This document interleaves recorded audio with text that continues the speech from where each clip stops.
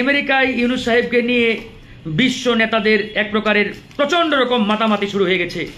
মার্কিন president Joe Biden chair ছেড়ে উঠে এসে ডক্টর মোহাম্মদ ইউনূসকে কি বলে আপনার শুভেচ্ছা বিনিময় করছেন, ধন্যবাদ জানাচ্ছেন। পৃথিবীর বাঘা বাঘা দেশের প্রধানমন্ত্রী প্রেসিডেন্ট যারা, তারা চেয়ার ছেড়ে এসে ডক্টর মোহাম্মদ ইউনূসকে শুভেচ্ছা জানাচ্ছেন, ধন্যবাদ জানাচ্ছেন, তাকে এক প্রকারের স্যালুট জানাচ্ছেন। কারণ ইউনূস সাহেব তো ইন্টারন্যাশনাল ব্র্যান্ড, মানে আন্তর্জাতিক ব্যক্তিত্ব।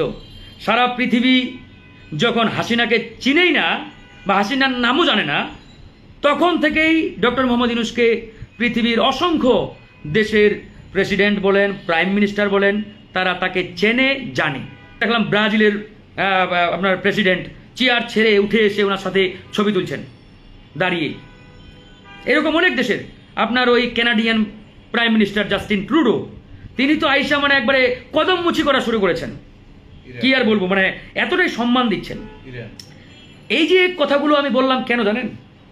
কারণ বাংলাদেশের পরাজিত প্রধানমন্ত্রী খুনি হাসিনা দীর্ঘ 17 বছর চেষ্টা করেছেন কোন এক মার্কিন প্রেসিডেন্টের সাথে একটা দ্বিপাক্ষিক বৈঠক করার জন্য, কিন্তু পারেন নাই।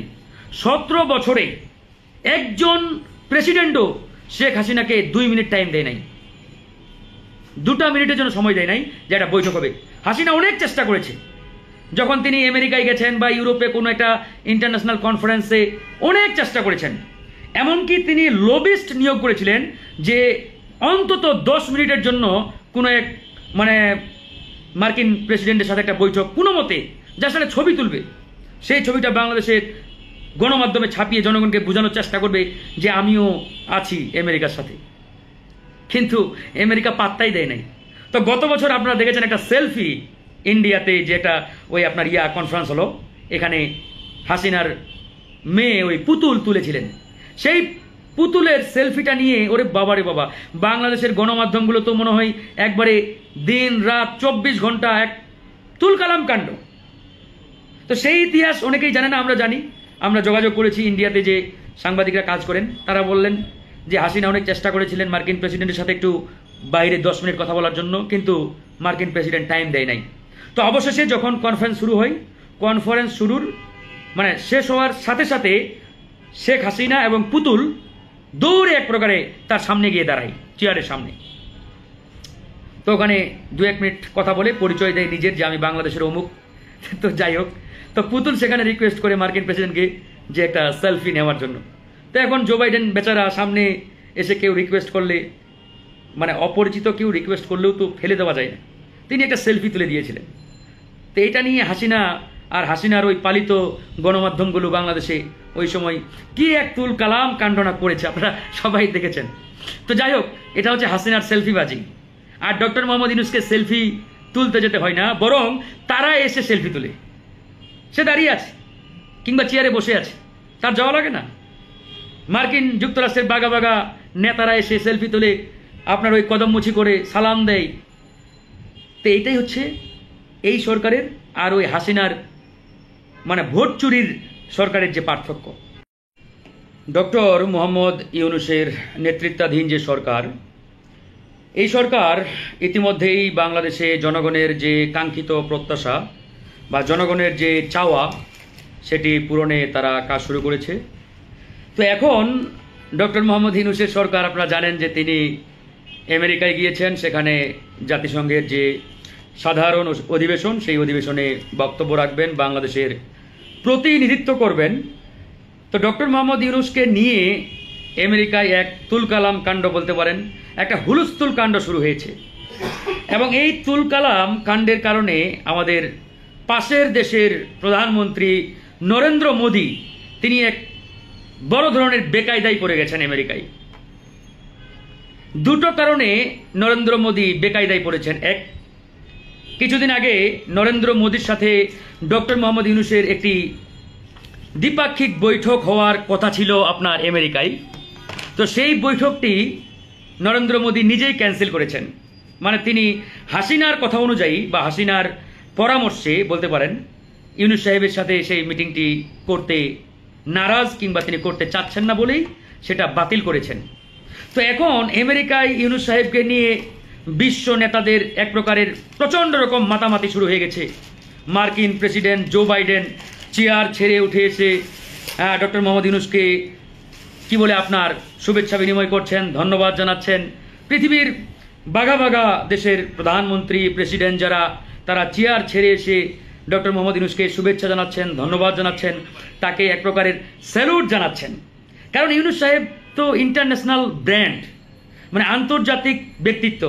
সারা পৃথিবী যখন হাসিনাকে চিনেই না বা হাসিনার নামও জানে না, তখন থেকেই ডক্টর মোহাম্মদ ইউনূসকে পৃথিবীর অসংখ্য দেশের প্রেসিডেন্ট বলেন, প্রাইম মিনিস্টার বলেন, তারা তাকে চেনে জানে, তখন থেকেই তার সাথে সম্পর্ক।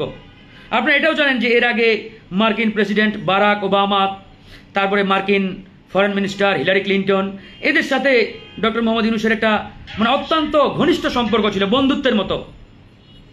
যে কোনো সময় আমাদের ডক্টর মোহাম্মদ ইউনূস স্যার আপনার হিলারি ক্লিন্টন বলেন কিংবা বারাক ওবামা বলেন, তার বাসায় ডিনার পার্টিতে অংশগ্রহণ করতেন, তার বাসায় যাইতেন। মানে কোনো প্রোটোকল, কোনো বিধিনিষেধ কোনোটাই ছিল না, মানে ওপেন।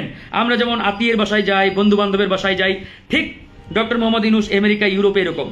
সেটা জার্মানি বলেন, ফ্রান্স বলেন কিংবা ইউরোপিয়ান যে কোনো দেশে বলেন, মানে ইউনূস সাহেব গেলে ওদের একটা অন্যরকম আনন্দ এবং ওরা এরকম একটা মানে হসপিটালিটি দেখাতেন।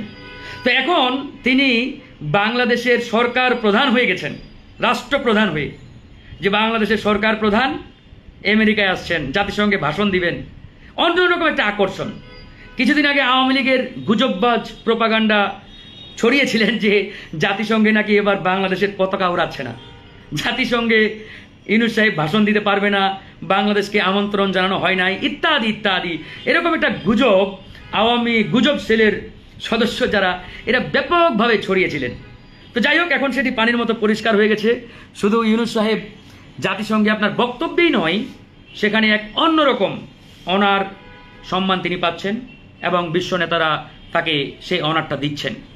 এটি শুধুমাত্র সম্ভব হয়েছে ডক্টর মোহাম্মদ ইউনূসের কারণে। এখন মূল যে সমস্যাটি দেখা দিয়েছে, আমাদের পাশের দেশের হাসিনার মানে স্বামীর দেশ যেটাকে বলা হয় আওয়ামী লীগের, সেই নরেন্দ্র মোদী, তিনি এক মানে ব্যাপক একটা বেকায়দায় পড়েছেন এখানে। কারণ তিনি ইউনূস সাহেবের সাথে মিটিংটা ক্যান্সেল করে, বাতিল করে একটা বড় ধরনের ভুল করেছেন। কারণ এখন চাইলেও তো সম্ভব না। এখন ভারতের কূটনীতিক যারা, ডিপ্লোমেট যারা আমেরিকায় আছে, তারা চেষ্টা করছে যে ইউনূস সাহেবের সাথে মোদির একটা বৈঠক করানো যায় কিনা। কিন্তু বাংলাদেশের আমাদের ইউনূস স্যারের সাথে যে কূটনীতিকগুলো আছেন বা আমেরিকায় যারা আমাদের ডিপ্লোমেট জোনে কাজ করেন, তারা বলেছেন স্যারের এখন শিডিউল ফাঁকা নেই, তিনি কোনো মানে মিটিংয়ে এখন আর পারবেন না জয়েন করতে। মানে এরকম নরেন্দ্র মোদীকে আর শিডিউল দেওয়া হচ্ছে না।